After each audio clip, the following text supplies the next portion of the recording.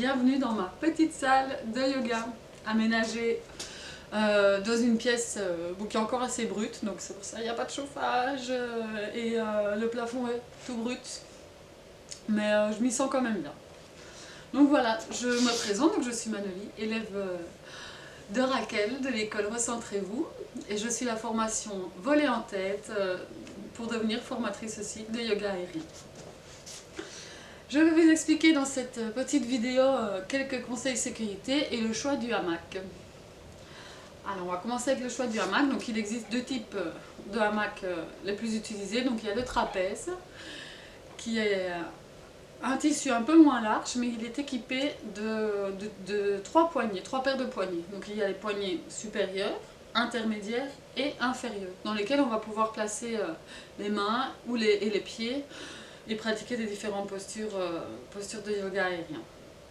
Et le deuxième type de hamac plus utilisé, c'est le hamac acrobatique, pour lequel j'ai opté. Donc ici c'est un tissu étirable en largeur mais pas en longueur. Alors la longueur idéale est de 2,50 m afin de pouvoir se blottir dedans lorsqu'on fait des positions telles que Savasana à la fin du cours. Que dire? On choisit la taille de son hamac en fonction du plafond. Donc ici la pièce est assez haute, plus ou moins 3,50 m, donc j'ai opté pour un tissu de 7 mètres. Donc 2 fois la hauteur plus 1 mètre pour avoir assez de tissu pour faire les nœuds. Je l'ai commandé mon matériel chez Aerial Livings et il est venu dans un super kit. Donc j'avais pris avec les mousquetons, les daisy chains. Alors, qu'est-ce qu'une daisy chain? Une daisy chain, c'est une corde équipée de plusieurs nœuds dans lequel on va pouvoir déplacer le mousqueton. Donc ça va nous permettre de pouvoir ajuster la hauteur du hamac sans devoir déplacer, refaire le nœud. Voilà. Alors, je vais en profiter pour vous montrer aussi comment faire un nœud. Donc j'ai pas envie de défaire celui-ci parce qu'il est parfait et qu'il est, pour moi du moins, et qu'il s'est bien adapté. Donc je vais en faire un ici dans la longueur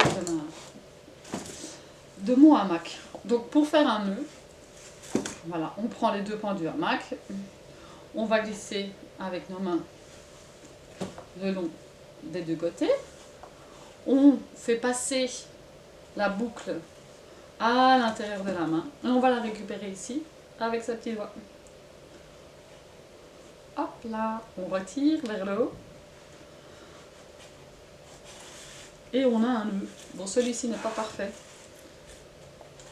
je vais le refaire pour vous montrer que c'est rapide. Bon, du moins cette manière là c'est une manière rapide de faire un nœud. Il existe d'autres manières, en nœud de cravate ou même simplement comme ceci, mais moi je vais faire celui-ci parce que c'est celui que je maîtrise le mieux. Voilà. J'ai pas pris assez de hauteur. Hop, on descend bien bas. Seulement c'est vrai qu'il utilise beaucoup de hauteur de tissu, donc il faut avoir un tissu assez long. Et ensuite voilà, donc je ne vous ai même pas expliqué. Je recommence. Donc je prends la hauteur, je descends, une assez grande boucle. Je vais passer ma main en dessous pour venir récupérer le tissu, la boucle du tissu. Et là je tire. Voici. Et donc dans cette boucle-ci, on va placer le mousqueton de cette manière.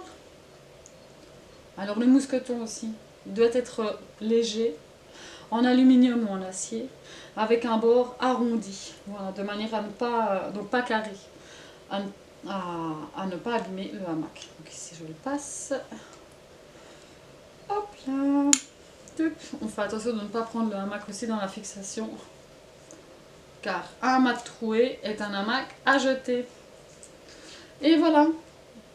Donc mon nœud est fait, mon mousqueton est passé à travers et je peux le fixer au plafond. Ou alors, si on n'a pas envie de le passer dans le mousqueton, on peut également utiliser une petite corde. Moi, celle que j'ai ici à proximité, c'est justement ma daisy chain. Je la prends, je la passe dans le trou. Et puis ici, je repasse l'autre bout de la corde. Voici. Et ça, c'est aussi, on peut accrocher directement ceci au mousqueton du plafond. et ça tient parfaitement.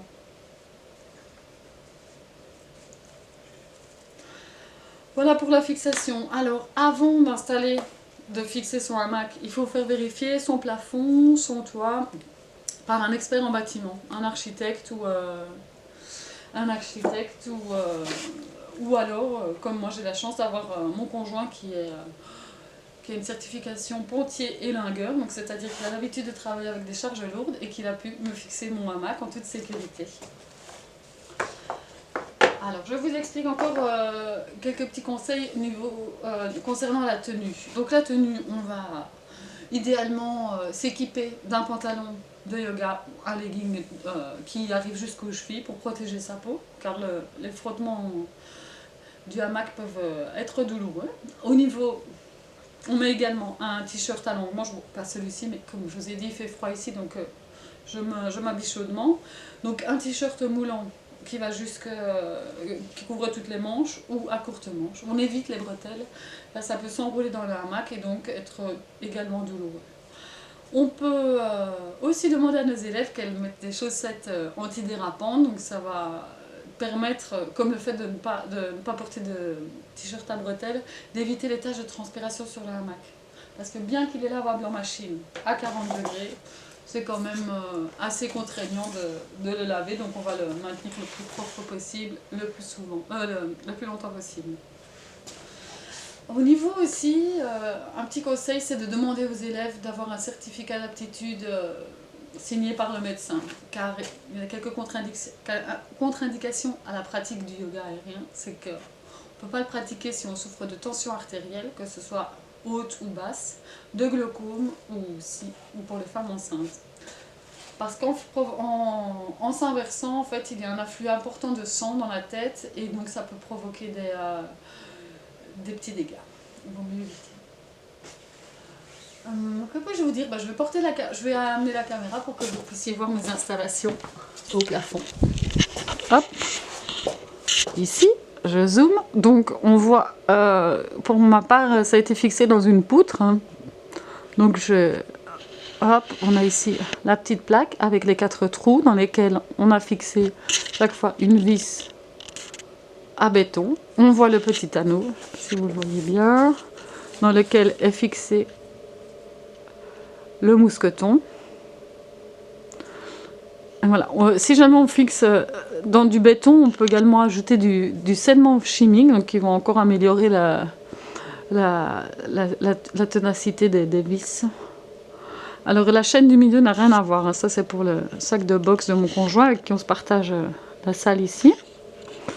Donc voilà, on voit ici la daisy-chaîne, le mousqueton, mon nœud et le hamac. Donc j'avais déplacé une partie que voici.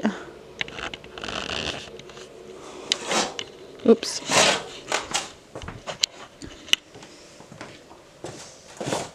Eh bien, je pense que j'ai tout dit. J'espère que j'ai été claire. N'hésitez pas si vous avez des questions ou des commentaires. Merci et bonne journée à tous.